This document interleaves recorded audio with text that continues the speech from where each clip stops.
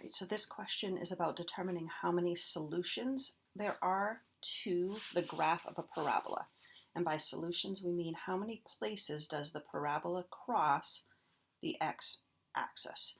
So if you look at a graph of a parabola, whether it opens up or opens down, if you're looking for the solutions, you're looking for how many places it crosses this x-axis. So a parabola that might look like this is going to have two solutions. It crosses the x once and it crosses the x twice.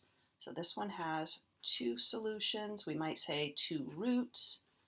We might also refer to them as the zeros, and it would have two zeros. That should be an R.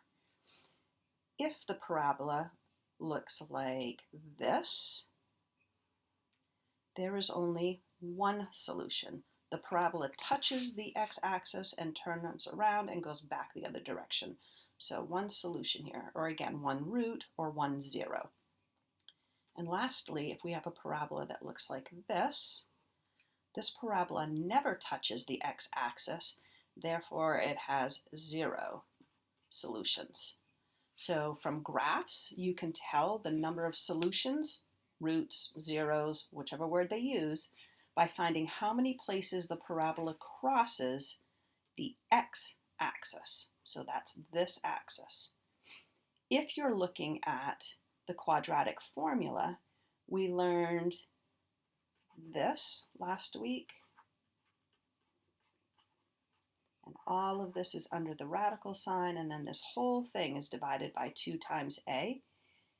We learned last week that what we call the discriminant, which is what's underneath this radical sign, can determine how many roots there are. So if that discriminant is positive or greater than 0, you are going to have two solutions. If the discriminant is equal to 0, there's going to be one solution.